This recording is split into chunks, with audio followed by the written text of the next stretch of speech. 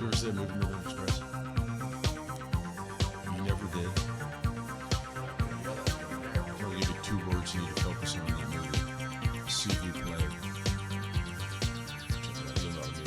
This is a great movie. Whoa, dude! Hey, everybody! Welcome to another episode of Conspiracies and Mysteries with my boy. You know, last week I was calling you my boy toy. That sounds like an Epstein. That sounded like an Epstein episode. Yeah.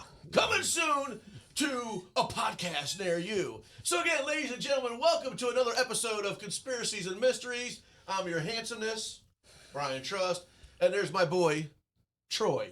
Hello. Hey, what's tonight's topic, Troy?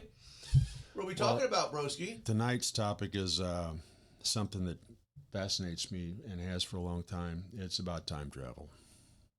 Like Back to the Future time travel? Well, that's entertaining, but I'm talking about the actual possibility of time travel. Okay? So is it possible? Well, according to Einstein, it is. You know, I did do some homework. Yes. And you're absolutely right. And matter of fact, think about this. Hey, folks, let me just paint you a picture really fast on stuff that you and I deal with every day in regards to time travel. Are you ready? Yeah. How about when you're going somewhere and you're using your navigation on your car? Mm-hmm. Don't the satellites have to adjust? Yeah. So if you put in a destination and you're sitting still, doesn't it map out and it's going to tell you what time you're going to arrive? But isn't that only based on sitting still? So at the speed you travel, what's the old theory? For every 60 miles an hour you go, you travel a mile a minute? If you're going 60 miles an hour. If you're going 60. So there's a scientific factual of time travel that it is. Because it has, the satellites have to adjust when your car is traveling. They do have to adjust. They actually have to adjust the time to send it back down because time ticks slower in space than it does here. So then there's legitimate time travel. Yes, but not the time travel, ladies and gentlemen, that you and I think of, like Back to the Future. Yeah, I think that's what most people think of when they think of time travel. Right. I mean, it's like define time travel. You know, I mean... but isn't it more interesting if it was time travel like that? Oh, are you kidding? Absolutely. Because the scientific approach, if I'm wrong, the only thing that I could find was, I think it was an astronaut, because you said the time does travel differently, about the aging. But I apologize if I say this on air. Here's the boring statistic. In that theory, he only aged 0.02 seconds. Now, I don't know if I read what you are talking about, but I would argue that if he went further in space and spent more time out there and came back, say he had a twin, his twin would be much older than he would be.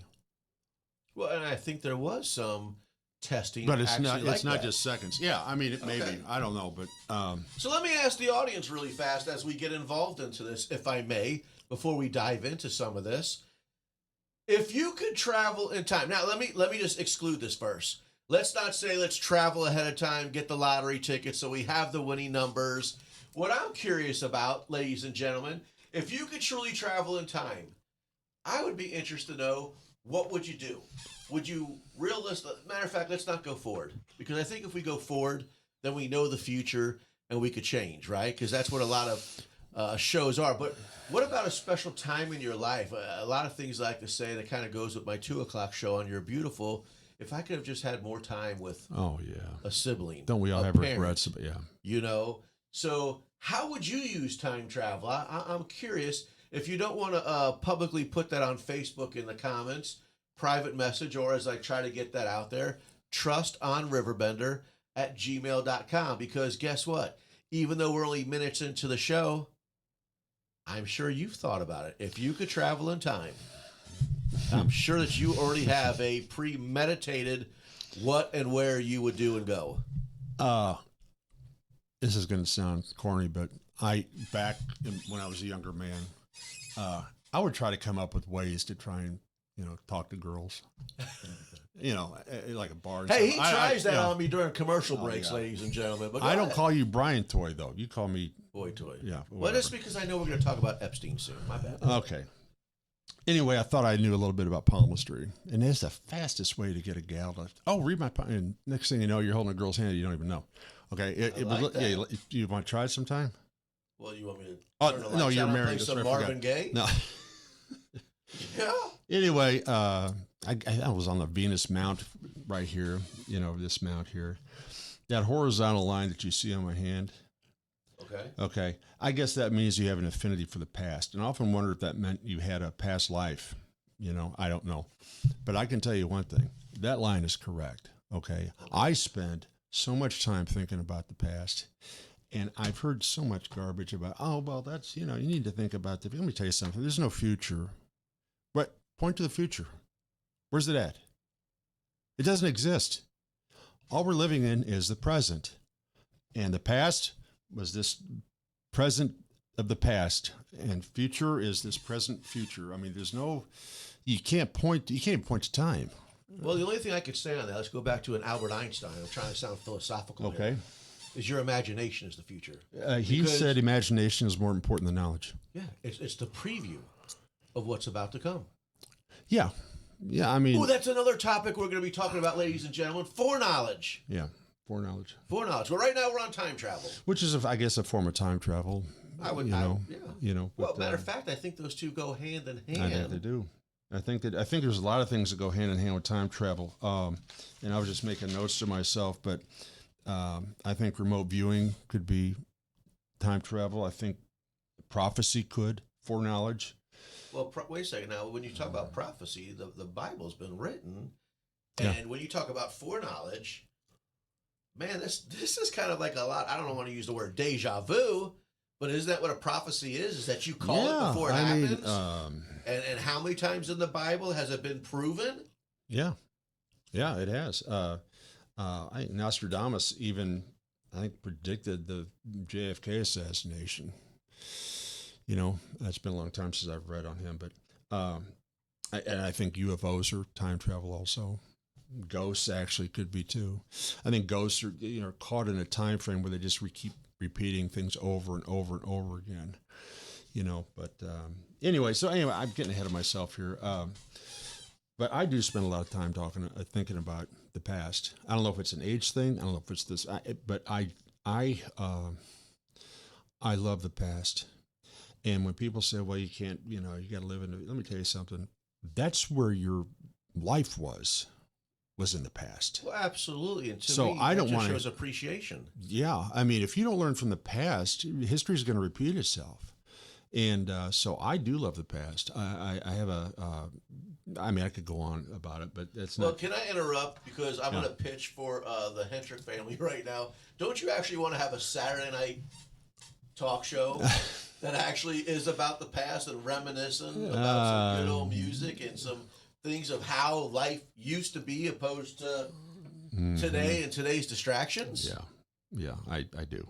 So I do. We are going to do some time travel with Troy Whitworth on Saturday nights. Well, maybe. Okay. Let's get back focused, right? Let's get back focused. But Einstein's theory of relativity is basically space-time plus general relativity, which explains gravity as the curvature of space-time caused by mass and energy. So in other words, basically, when you get gravity has a lot of involvement in what we're talking about. And I don't know, I mean, MC squared mass plus energy are interchangeable, I guess. Small mass can convert to large amounts of energy and vice versa. Well, I know energy plays a huge role because I was reading about how he was speaking of energy of just the way we move, if we're just going to be fast in life. And again, I don't have the scientific equations, but energy is definitely, energy is going to be, I know that's emotion, but in your scientific studies of everything, because I know that you've got a couple of reels that we're going to play later, and a lot of it had to do with energy. Yes. As a matter of fact, it's all about energy. Yes. You said that time runs slower in a stronger gravitational field, which is what we just talked about. So I guess the conclusion is that my conclusion is this, because I've heard a lot of people say, well, you can go forward in time, but you can't go backwards because there's this, string theory. I mean, just a whole bunch of mess. Okay. And, but I think we can agree that time is malleable. If you can go forward, why can't you go backwards? I mean, if it's malleable, I mean, if it can be manipulated. So I think, time travel is possible forward and back. And I think in time, someone has already come up with time travel. That's what I was going to say. So instead of waiting till the end of the show, instead of waiting until we show some pictures, whether they be theories or especially the name of the show called Conspiracies, I'm just going to ask you plain and Dave. Do you believe in time travel? Yes. Okay. I like that. But I'm an optimist. I mean, when people talk about, oh, well, that doesn't exist, or that didn't happen, or I don't believe in this guy, or whatever, those people have never invented anything because they're not dreamers. They have no vision. They're not optimists. No, by the way, I love that word, being optimistic. Yeah, and it's so easy to be dismissive because you come to the table with no solutions. And I wonder how many great ideas out there have been discarded because they presented their ideas to someone who was so negative and down and said it wouldn't work. Right. And that's why it's wise of us to choose who we surround ourselves by. Yeah, so I mean, they I'm an say optimist. The average of 5 people that you surround yourself with is going to be how your character is. Yeah, I believe that. So speaking of character, ladies and gentlemen, now, by the way, I just got to ask. I think one of our viewers asked us, so I'm going to ask you this. Okay. Do you have a FOID card? No. So then you definitely don't have a CCW. Because, ladies and gentlemen, it's illegal for Troy to be walking around with those guns. Oh, thanks, man. Thanks. Jeez, I got you. And I was actually, here's what I was bringing up. So don't punch me, Troy, because he does have the arm span to do so. Oh, my But God. in these episodes of our podcast, You got me. You always crack up when I bring up the Mandela effect. Yeah, I do. So I want to bring that up with time travel. I still think when you talk about your Monopoly guy, now I'm not familiar with the Bernstein Bears or the Bernstein Bears, however you pronounce that, right? But how can, whether it's deja vu or they say the Mandela effect, the Monopoly guy having, what do you call it, the Monopoly? A monocle? Is that monocle, right? Or the Peanuts guy with the monocle. So this is what they talk about, some time travel, but then they tie it to the Mandela effect. When you know it's a fact that guy had a monocle, but then today it's not there. So who traveled back and wanted to change my... I see where you're going. Yeah, you see where I'm going? Yeah. But you're still kind of focusing on the gun. Well, I think the Mandela... That's large. Anyway... I think the Mandela effect is a bunch of bunk anyway. All it is the suggestion of something. Suggestion, yes. And then the power of suggestion, I think, is that deal. I think it was probably come up with over some Doritos, some Mountain Dew, maybe a little... Mary Jane? Mm-hmm. Because, when I remember me, I was skinny and handsome and muscular. And now the Mandela effect is like... See? Suggestive. Or that, or the camera adds 50 to 75 pounds. Hey, listen, while we're embarrassing ourselves, why don't you pull up that picture? Oh, hey, that's great. Let's go to a picture. Okay, now that's me in 1979 with my grandpa. Okay. I pass that picture every day in my house. And so when I was researching for the show, I was thinking about what year that was. And that was 1979. I was in 9th grade, and that was my first pair of Nike shoes. 9th grade? Dude, you were big in 9th. What are you, 6 foot there? Yeah, well, yeah, I was, but look how skinny I was. Anyway, that's my grandpa on the right. Hey, G-Pop. And so I think about him. I think about 1979. I mean, all my grandpas, my grandmas, they were all alive, And then time changes, your world changes, and so then you think back, and so time is a big time travel. I just think about it a lot. Actually, I think I had an encounter one time, but that's for another show. I want to talk about these Barron Trump novels. Barron, so the boy. Mm-hmm. Okay. Yeah. This is an interesting twist. Yeah. Go for it. It's late 19th century books about a boy named Barron Trump who travels through time and arrives in a chaotic time when this outsider runs for president and wins. Okay. Now, he also wrote a book called The Last President, and this president had a hotel on the Fifth Avenue in New York. That sounds like Trump, right? Yeah. He also had a guy named Pence in the book also. Yeah. So no, anyway, as the story goes, Nikola Tesla which was a visionary way ahead of his time. I told you some of the experiments they did at Montauk. They thought that he was going to split the world in half with these experiments that he was doing. Now you're getting me engaged because I was going to bring this up. Oh, were you? Well, go ahead. No. Please go. But when you're talking about Tesla and Trump, and we're talking way back then, I mean, some of the experiments is some of the wild things that I remember with Tesla was he was on the ground putting things so many feet apart, light bulbs, and was able to, no cords, just to be able to light those up. So, I mean, he was so far. Did he do it? Yes. Amazing. So, I mean, again, unless we're talking AI, there's things out there saying that he was able to do this. But then they shut him down, I think, because he was had this free energy idea. Yes. And it goes back to what reminds me about you and Subway when you were telling me about. Yes, folks, that's how this podcast started. It was a time over Subway. But it's like we talked about hydrogen engines, that when there's people out there so intelligent pursue their visions, you were telling me how they would disappear because what you were just about to, I'm so bad about interrupting. Well, but that's what disappear. You were saying about Tesla. Why would you, who's going to back free energy? Right. I think Thomas Edison was his rival or whatever. I think at one time Tesla actually worked for him for a while, but he was always jealous of Tesla because Tesla was the deal and he knew it.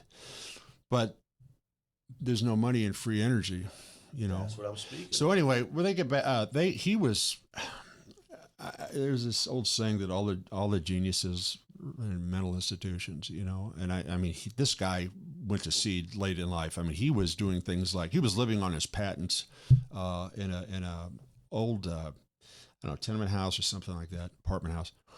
But he would go out and he'd feed the pigeons. Now, he would walk around his apartment several times before he went into his apartment, okay? And then he would take every toe and wiggle it a certain amount of times every night. He did all these weird things. He would feed the pigeons. He saw a pigeon that had a broken leg. And he spent all this time and money trying to come up with this little bitty brace for this pigeon's leg and wanted to marry the pigeon. You know, I mean, he was insane. But he was brilliant. Time is energy. And let me dog on myself here, right? Okay. I get on Netflix marathons, like the Squid Games currently. That's an unpaid commercial. But what I'm getting at is I might spend 4 hours onto this Netflix, right? So when you talk about him spending so much time trying to fix this pigeon's legs, I admire that because a lot of times when I get done with my Netflix marathon, I'm like, I could have used my time a heck of a lot more efficient. And a lot more energy. And Travis Stewart, if you're out there, Wolf soccer coach, I could start getting a training and look half as good as him. Travis, I know you appreciate that, by the way. Hey, really fast, too, before we go to a commercial, there was another name that you said that when I did do my research on time travel, Trump's family. So you were talking about the books of Barron, but we're talking about some of Trump's legacy. We got time for a commercial to get into this? No, go ahead. You run the show. Well, anyway, now I'm going to tell you, this is strange because this is John Trump was Donald Trump's uncle, and he was the head of the alien. I've got it written down here. U.S. Office of Alien Property, which is weird. The main purpose was to take control of enemy assets in wartime. It was abolished in 1966. So when Tesla died, they sent him over there. This guy was an MIT graduate, by the way. You know, he later on had a business. I've got it written down here. He's an electrical engineer. Anyway, so he goes in and basically says there's nothing to see here. It's just a bunch of paperwork and these ideas in theory about weaponry or whatever. But some contend that he actually took this stuff out. You know, that he took this stuff out. So, and then basically it did tell the government about it. He just took it and then. When was Area 51? Do you know when that was introduced roughly? No, I don't. That time frame? Maybe. I mean, I think didn't that come after the Roswell that's what I was gonna incident? Say. I think that's after the time frame that you speak of. But again, I want to kind of use a little bit of that foreknowledge where we're going at with this. Well, maybe it's interesting. Time travel, That's an interesting angle. I don't know, but so anyway, as his theory goes, that this he was able to use these time travel methods or whatever, and go back in time and set this thing up for Baron Trump and this novelist who wrote these stories. So, but I thought it was and I would tell you, this was amazing. I stumbled upon Elon Musk is a guy who called himself a time traveling vampire. Did you know that? Yeah, I do. I mean, he's a proud individual. And says he's different entities over time. But here's what I tell you what. Let's go to commercial. When we come back, I want to show what the Nazis were up to. Okay. Okay, and you know what video I'm talking about. Yes, I do. Okay. So, hey, we're going to go to commercial. We'll be right back. Don't go nowhere! At Marquette Catholic High School, tradition is more than a word. It's a way of life. From championship athletics to community service, from lifelong friendships to faith-filled values, Marquette students carry a legacy of excellence. Together, we build a stronger community on the field, in the classroom, and beyond. Marquette Catholic, where tradition meets tomorrow. Visit MarquetteCatholic.org and see why Marquette is the right choice for your family.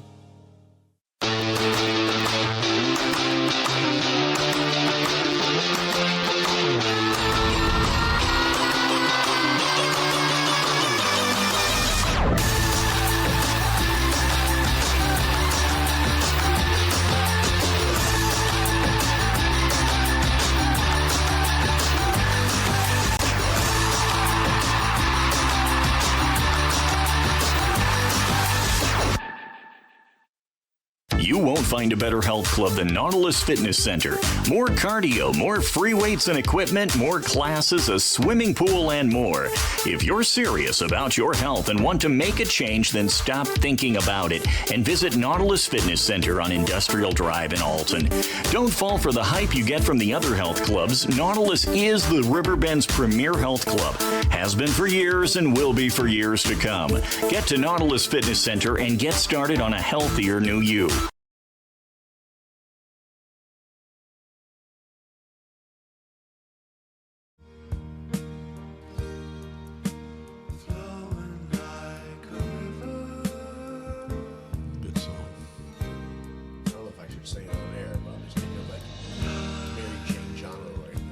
Who?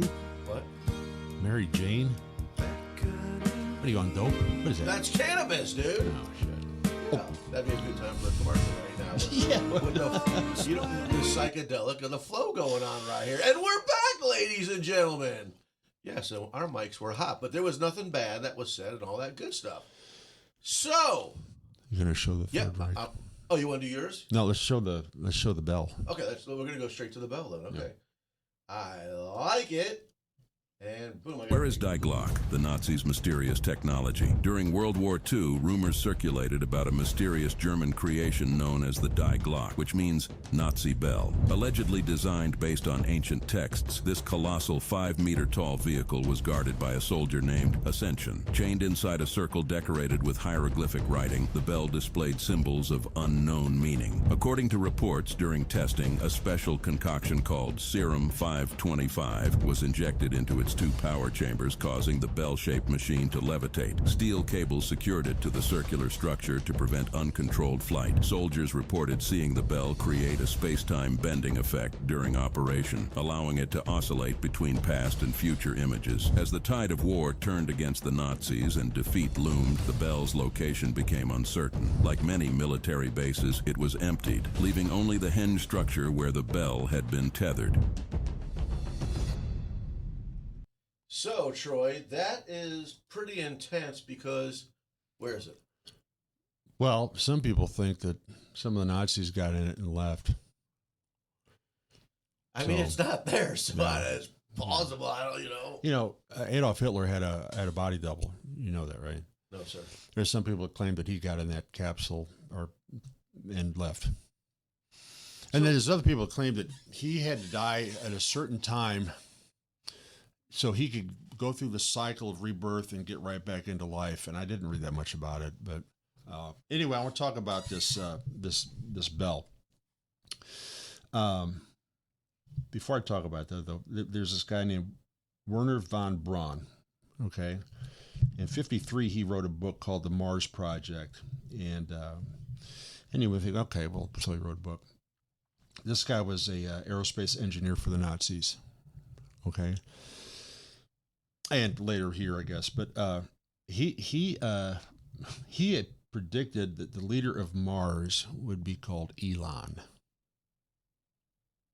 Did he benefit from his time travel bell that the Nazis had? It makes you wonder, doesn't it? A lot of things I wonder about. Yeah, I mean, people can research that up. That's interesting because when they later went to try and find out about this bell, okay, because it's gone, right? Sure. And they tried to downplay it or whatever, but one Nazi did say that there was one man that knew a lot about it, and his name was Werner von Braun. So he worked on this thing and wrote this book that predicted that the leader of Mars would be called Elon. So just to help me and the listening audience, this bell that we're speaking of, what year again was that? What decade? Well, the bell was from 42 to 44, and then it disappeared. So, and I'm going to embarrass myself here when we start talking about Kodak and all. Did any recording devices exist back in? Oh, sure. So black and white pictures. Yeah. So there's evidence. Well, it was a top secret thing. Okay. But they did mention that this Werner von Braun was one of the designers, engineers, or whatever for it, and then writes this book that predicts that Elon will be the leader on Mars. So when they did the explanation, the description of this bell, I did pay attention, and if I pronounce this right, hieroglyphics? It looks like some kind of... because that's way before the 40s. Well, they were into the occult. I mean, Hitler was fascinated with it. And, maybe if it was a time travel bell, maybe that if it went awry or went somewhere where people, maybe there was like what do they call it? Esperanto, the universal language. Maybe that's what that was. And what's the thing that they said they injected? Some kind of a purple. Because it sounded like a fluid when I'm thinking the bell as an object, right? So what components that you're injecting, like what are the components within this structure? I can guess of what they based it off of. Because if I could do this with my hair, so many gigawatts, when the clock strikes. Nobody's buying it? Okay, my bad. Okay. Now I've lost my train of thought here. I could do that. Hitler was fascinated with a lot of things, and a lot of things from India too. I mean, even the swastika was, I think, had its roots in India. But some of their space travel UFO, what was the name of that thing that they had? Anyway, it looks similar to that. Okay. So I don't know if it was some of it was borrowed or not, but he was deep into this sort of stuff. And like I said, when he died, was it his doppelganger? I don't know. Did he fly off and come back? And they were so trying to get the Third Reich to come back. A lot of them fled to Argentina, where they were well received. Nazis were, and they tried to get the Third Reich to come back from there. So I mean, who knows what they were trying to do? But anyway, I also want to talk about the USS Eldridge. Did you find that in any of your I did not, sir. Research? Okay. I was more into, on this episode, sharing with you and everybody else, is I have some pictures that I want to share. Okay. But in these pictures, I'll just talk while we show the pictures. Sure. I'm the one who wants to do an episode all the time regarding AI. Mm-hmm. So, like, this was something I read about. This was a Mike Tyson fight back in 1995. But in the background, now, I don't know who has the time to just look at random pictures and blow them up and look in the background, because that's what I'm going to share with you this evening is, again, doesn't that look like a smartphone? Yes, it does. So to us as everyday people, I'm going to call that a smartphone, and why and how was it existing back in this 1995 fight? So what do you guys think out there? Could that have just been some kind of a recording device? Because back in 1995, I remember having to hold those big square boxes on my shoulder. Oh, yeah. to do some recording. So again, let me go to another picture. Now this one where I could see it's a little bit different, but this picture they say was back in the 1920s, and some people are kind of calling that a tablet or a laptop, but I can kind of see where that's a book and a binder. Is that buckwheat? I mean, it looks like little rascals. Yeah. I don't know. But again, here's some more cell phones. So how on the left do you take this picture of just a random group of people, right? Who has the time to blow this up? And then you look at the right, doesn't it look like he's on a cell phone? Yeah. And let me just pull one more. So again, I want to keep talking about AI, but clearly we're looking at history by the dress and maybe even by some of the black and white. But also, does not look like she's holding something up to her ear. So, I mean, I'm not saying because I'm showing these pictures that they're factual, but definitely when I go back to the Tyson one, out of the 4 pictures I shared with you, to me, that's the most believable one. But with today's AI technology. Well, it's something obviously recording or something. It's recording the fight. Right, but doesn't it look like a smartphone? Yeah, it does. And maybe not an up-to-date one, because today they got like 3 different lenses for recording. But that's kind of what I'm bringing to this. This is where when people talk about not so much time travelers per se. Mm-hmm. So when earlier, if you recall, go back in time, everybody, which today you just rewind. That reminds me, have you ever heard anything about the Vonage manuscript? I did, but let me just go back to where Okay. I was going out real fast, because I get distracted like a squirrel also. But what I'm getting at is, did you remember when I said in the beginning of this podcast, if you could travel back in time, where would you go and what would you do, right? So when I go back to the Tyson photo, you're going to tell me on somebody's passion is, I want to go back to a 1995 Mike Tyson fight and record? So that's kind of what I'm getting. I mean, again, I can't think of what other people think, and hallelujah, amen, that you were able to do that. But again, are these photos that are out there, are they AI generated, or well, I when guess were they all could be, timestamped? but I mean, not all. Not all of them are going to be. I believe that because I asked you plain as daylight in the beginning of the show. Do you believe in Yes, time? I do. And you said yes. Yeah, I do. So this, but the onus isn't on anyone that believes in time travel. The onus isn't on them to prove it. I would argue that the onus is on the naysayers to disprove it. Okay, a little debunk action. Yeah. Because scientifically, it's proven that you can. Yeah. Yes. Yeah, Einstein, said it was possible, and there are others that do. But now, going back in time is where the rub comes in. But anyway, I've got kind of an idea here with that, and I guess we can get into it. Now I want to get into it. Let's go. Before we do, let's show the Battle of Los Angeles in 1942. Well, let me split this camera up as I'm trying to learn my own blooper card. Okay, Troy, my own blooper card here. Boom!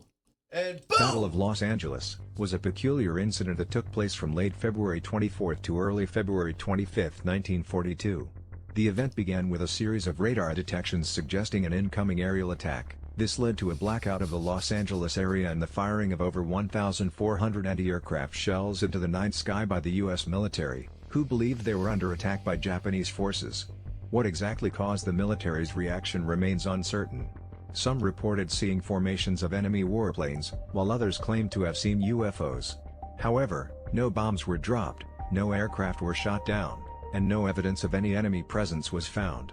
In popular culture, the Battle of Los Angeles has been associated with UFO sightings, largely due to the iconic photo published in the Los Angeles Times on February 26, 1942. As we were just watching that, I know this is wrong. This is just my humor, and it's maybe at a bad time. I apologize. Forgot the name of the movie, but when I'm watching, all I can think about right now is the guy playing with his mashed potatoes. Do you remember the movie? It had everything to do with the UFO. That there was true evidence of the UFO. He kept. Oh, you're talking about Close Encounters, Richard Dreyfuss. Was that the 1980s or something? That was 1977. There we go. My mashed potatoes. I know my 70s. I had some relevancy there. Yeah, that was. But please continue on this, Los Well, Angeles. anyway, the words "Foo Fighters," I guess that means that it's a term used by the Allied aircraft in World War II to describe aerial phenomena. Okay. But it wasn't just the United States. The Germans and Japanese recorded similar sightings, okay?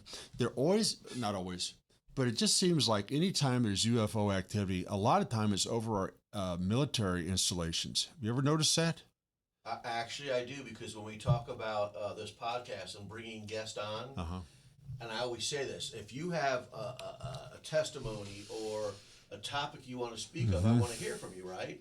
But how come every time that, exactly what you said, I'm going somewhere with this, but you can get on YouTube, and if you talk about the UFO sightings, why does it always seem to be it's military? Yeah, it's interesting. So you're absolutely right.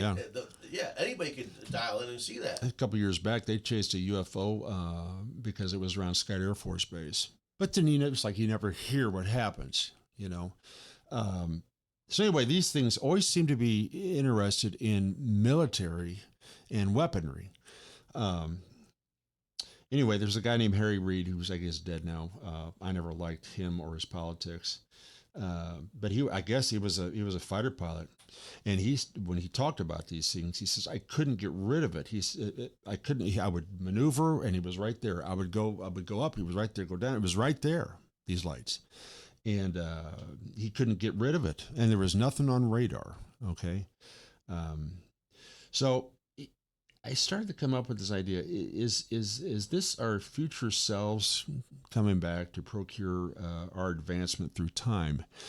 So, in other words, is free will being helped out a little bit by our future selves? Because free will would still be the rule, even if that were the case. Because, I mean, how many times have we messed up in life, and you thinking, my gosh, how are we going to survive? And then we always seem to. You know? I'm so bad with movie titles, but I just recently watched a movie that's pretty much everything. The guy was a pilot. Yeah. But it seemed like he was stuck behind the wall with this constant clock ticking, trying to speak to his daughter that he left behind for her to...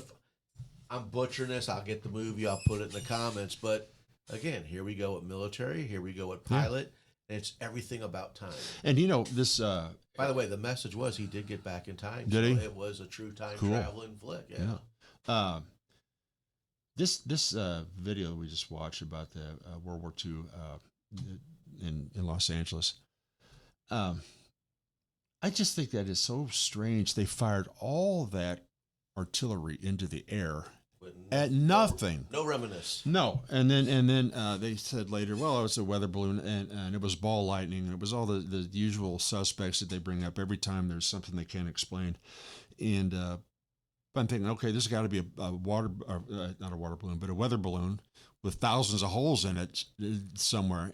But there was nothing. Right, but when they were shooting at nothing. So does that mean this was a multi-dimensional thing? I mean, the thing is with a unified string theory that only works in 10 dimensions or more. Okay. I mean, it's not going to work in 3 dimensions. So do they require 10 dimensions of whatever this reality is to make themselves known? And that's why we can't shoot at them. I don't know. I'm just throwing it out there. Well, here's where it gets deep for me, especially with the name of this podcast, how we have all these theories and different things. My biggest thing, and I'll probably go on a rant when I say this, that I love my country and can't stand my government. And yes, I did say that out loud, because they always say that they have the truth, but they don't want to share it with us because they're afraid how we'll react, right? Mm-hmm. If you give somebody the power of time travel, I don't care who you are, what name you want to drop, Musk, Trump, or what have you. Now I'm going back to cartoons. If you give somebody that much power, right? And we know that in the flesh life, it's evident that we're going to die at one point. But if you give someone that power, you're going to tell me that they can't travel to, other than the word I want another whole episode, is cloning ourselves? Well, some people think that that's going on right now in Antarctica. I read that about something about the freezing of the temperatures, but time travel, freezing, I would say you're stopping time to begin with. Yeah, I could, okay, right? I could, yeah. But again, when you talk about time travel, and we've already said that it's scientifically proven, but when you talk about like that bell that was over in Germany, if you truly have something monumental, a capsule or an object that could legitimately do that, wouldn't you, if you had that power, change the outcome? like you said, we know the past. Yeah. We don't know the future. Well, yeah. I mean, I agree with you. I mean, I've thought about this a lot, and I can compare it to, people say, well, you can't go back in time because you don't want to be your own grandfather. Okay, there's a whole thing to that. I don't know what it is, but I guess if you go in and mess with the past, that you're going to have a different outcome in the future, and that may be right. But I think of time as kind of like a river. It's a force. It's always going to be moving, right? And it's always going to be moving in one linear direction. But in that movement, because I've been fishing a lot in rivers, trout fishing, whatever, and these eddies will come and they will circle around in these eddies, and they will actually go back upstream and come back around and go back, and eventually they go down the river. But for a time, they're going back. And so if that's possible, I think maybe time travel is possible to go back in time. I was speechless because it's just a topic that's, any topic we talk about, some of it is, when you go to JFK, you're talking about the inevitable, but then you have the conspiracies of what if and what. But now you're talking about time travel. Now you're talking about, holy poop school, that who's got it? Can money buy it? And again, what would you do? Here's the thing. I think time travel exists. Okay. I think it your higher ups, like you talk about, I think they're into so much dark stuff that there's no way they're going to let us know about it. I mean, they're just not going to. They're not going to let us know what they're into. They let us. That kind of reminds you of what we've talked about when I brought up the hydrogen or the cure to cancer, Mm-hmm. that there is the higher up, but only select. Yeah, and they know who they are. Because us, they know who they are. We're just a population. We're to them, we're just useless breathers. We're not. That have podcasts at 8 p.m. on Thursday nights. Yeah, we poked the bear enough. Maybe we'll see a car come. I've poked the bear before, and I've dealt with the results of that. But that's a whole nother episode. How much time we have left? Because I want to talk about. About 15. Because I've given this some. I think about time travel a lot. Okay, now think about this. Like a record player, like an album. Okay, like take Boston's first album, which is great. Every song was great. But you put the needle on the record, and you have to listen to it in sequential order. Okay, you can't jump the needle around. You've got to listen to it in sequential order. Now you can pick up the needle and move it to a different, but it's still in sequential order. There's a beginning, a middle, and an end. Okay, and it's all on that album. Did we just witness time travel when we're listening to it? I mean, or is it recording? If it's a recording, are we a recording? Are we watching a recording here in this life? Elon Musk says that we're all living in a simulation anyway. Well, you kind of bring up biblical there, because isn't that what we always say? God already has it mapped out for us. Yeah, I've heard that. I have heard that. But it's still free. You just have free will. I mean, free will has to happen, right? Yes. But I just wonder if we're not in a simulation. Like I love the Andy Griffith Show. When I watch it, now if I didn't know any better, I would think, well, there's a guy in the TV and it's live right now, and I'm watching it. Like back in 1962. But I know that it's just a recording of 1962 television. And he makes fun of me all the time for the Mandela effect. That's what you're witnessing. But here, while we're on the topic, let's get current on that. Okay. The Simpsons. Yeah, the way right? I mean, I'm going to go again with foreknowledge. How do we get to watch episodes before they take place? They've done it for a long time, too.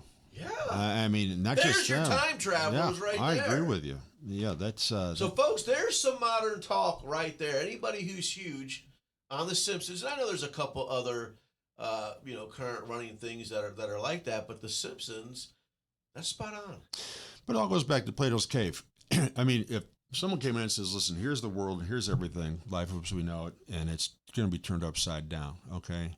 If you put 10 people in a room, you would have probably more than half the people turn around, I don't believe, and leave, because they can't handle the truth, to borrow Jack Nicholson's phrase. They really can't. And so maybe these higher-ups know it, and they get by with all kinds of things, good and bad, usually bad, but they, and they use it to their advantage, and they know that the masses like us aren't going to believe things. Well, that's where my rant comes into play, because they withhold. Mm-hmm. Okay, so again, we have another recent thing we've brought up where Trump says you have to release all these cases, all this stuff. Mm-hmm. But yet the most recent one, which was, here I go again with Epstein, they still only release a selected knowledge of information. So there's my rant with our own government. And you know what? More and more people are starting to think like me. More and more, I'm talking about at a national level, but you're starting to see that from the state level, and even more frustrating from your own city level. Yeah. I know there's been some... So power and authority. If we're all created equal, where is this division? Power and authority a lot of times turns into pride and hubris. You ever notice that? Okay, actually, yeah. I mean, what's the old adage? Power corrupts, but absolute power corrupts absolutely. And, I often wonder if that was the devil, if he was so prideful and corrupt and full of hubris that because we sometimes get to that, don't we? I mean, that's why we always fall short. People that have a lot of money, sometimes they think they're suddenly the smartest guy in the room. No, you just have money and you're full of hubris. Sounds arrogant, but let's do this. Before we conclude our show, let's hit that final commercial break and we'll be right back. And listen, speaking of time travel, don't go nowhere because I could travel back and make you watch. I set the thermostat so my house would be warm when I got home from work, but the kitchen is still cool. At Barrett Heating and Cooling, we stand behind every Linux system we sell. My dealer said he'd take care of everything. At Barrett Heating and Cooling, we understand everyone wants prompt, professional service. Turns out it wasn't my furnace after all, just a little something blocking the vent. Pretty smart dog if you ask me. For service you can count on, call Barrett Heating and Cooling. Lennox, innovation never felt so good. At Landmark Realty, we're proud to serve the Riverbend area with offices in Godfrey and Jerseyville. Whether you're buying your first home or your forever home, our team is here to guide you every step of the way. And if you're ready to start your dream business, we can help you find the perfect commercial property. Visit us today at godfreylandmark.com. Landmark Realty, serving the Riverbend and serving you. Macias Insurance Agency, providing quality products with extremely competitive prices. As an independent provider, we source multiple companies to offer the best rates possible. Covering auto, home, business, and life insurance, our goal is to provide quality service that meets and exceeds customer expectations. You can rest easy knowing the Macias team is working round the clock to ensure that both you and the most important parts of your life are covered. Our qualified professionals make the insurance process easy so you can live carefree and focus on what matters most. Visit MaciasInsuranceAgency.com today to find out what our team can do for you. Slipping into the future. Time keeps on slipping into the future. Didn't we see that on a Casey commercial years ago? Yes, but I thought you would really like the fact that all the songs I played tonight had everything to do with time. Yeah. I put some thought into this. And ladies and gentlemen, now you see Troy standing. You see the FOID card. You see the CCW. Do you see what I got to deal with? That's why we made this desk in perfect length away from him. Gotcha. So listen, we only got about 10 minutes left on time travel. But before we conclude the final 10 minutes, right? Okay.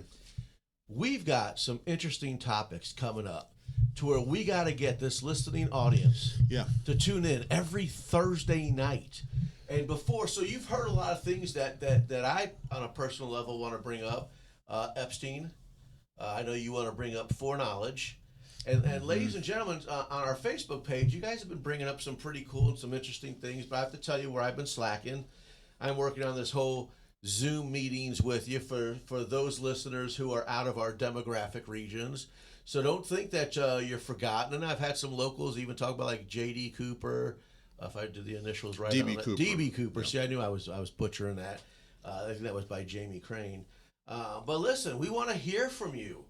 Matter of fact, and if you don't want to be a guest, you're kind of camera shy, or you don't want to have to sit next to this guy, I encourage you to reach out, trust on RiverBender@gmail.com, and share the topic that you want to speak about, or right here on our Facebook page. You know, some of those topics that they brought up were great topics, but I just covered a couple of them. Yeah, we did, and but some of them I don't know if we can stretch it for an hour. We can do a multiple type thing. Well, we could do a bits show that we've talked about, doing bits about. I like the bits. Yeah.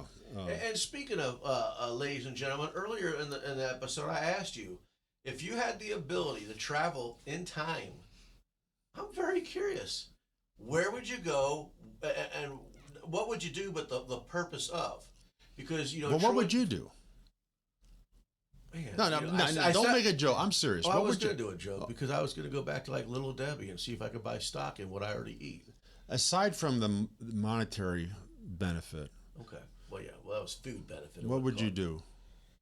You put me on the spot, and I really don't know. But if I had to answer fast like you're having me do, there's a lot of regrets with my family, and I would like to make them right because. You know, I have a podcast. I spoke a little bit earlier about it today at 2 p.m. It's called You're Beautiful. And a lot of times I find myself trying to help, not save. That's left up to one guy. But I'm finding myself always wanting to help people. But in the process of doing so, my family, and your family's supposed to be priority one and number one. You kind of get me sentimental here, but I feel like they're the ones who have suffered. Yeah. So if I can go back and right the wrongs. Right. I don't want to necessarily say regrets because I think it's kind of who molded me to who I am today. But yeah, I don't think it's right. I don't think it's right for my kids and my wife to watch me trying to help all these people because God is love and I want to love on everyone, but yet I'm not loving on my own family. So that's probably being real. I think you're being a little hard on yourself, but that's kind of a private conversation. But you're not one of my 6 kids or my wife that has to deal with it. All I would have to do is interview your kids, and they would not give you the negative reviews you're giving to yourself. I really appreciate the kind words. But anyway, I think most people would to go back and try and resolve these things. You know, it would be probably the biggest. You know, and I hear that so much. If I could just have a few more minutes with my mom or my dad. I would just like to go back and just experience the time, the music, the cars, where everyone was at. I can't tell you how many movies I've looked at from the 70s, and I always think to myself, I wonder, what my grandpa was doing when this movie was new. It always goes back to my grandpa. In that time that I got to spend with them in Root House, and well, it comes back up to today's holidays. When we go to Christmas, you have those staples of Christmas movies, and when you watch those movies, Miracle on 34th Street, when you watch these movies, you see how we lived a different life, which I want to say is more heartfelt and more wholesome. When I was researching this, you get these reels that come up, and it's like France from the 1890s or whatever, and you look at all these people, and they had lives, and it was old, and it was they had lives, they had great lives, some of them, and they're gone now, and we think because we're here now that we're the most important generation, and entitled. And man, every time I see a World War II guy, that's shirts off, he's got his camos on, he's smoking a Camel cigarette, and he's wrenching something on a boat or whatever, and he's smiling for the camera. I think that guy's Latin life has to be really crap because he's doing all that stuff, but he's still smiling and having a good time. That was his life. And I would just love to go back to maybe not even times when I was young. Go farther back and just see the World's Fair in St. Louis or moments just things and memories. like that. Moments and memories. I had a guy on my podcast about a month ago, and I'm going to talk about stop and smell the coffee, whatever cliche, but he had said that when you got so much chaos going around you, surrounding you, he said, have you ever just taken off your shoes and socks, walked out in your front yard on the grass, let the grass come between your toes, look at the blue skies, and just take a moment to experience life? Because isn't that a lot of noise that's around us today? Oh, absolutely. It is. I mean, you've got to find those relief zones. You have to. Although there's some people that thrive on chaos.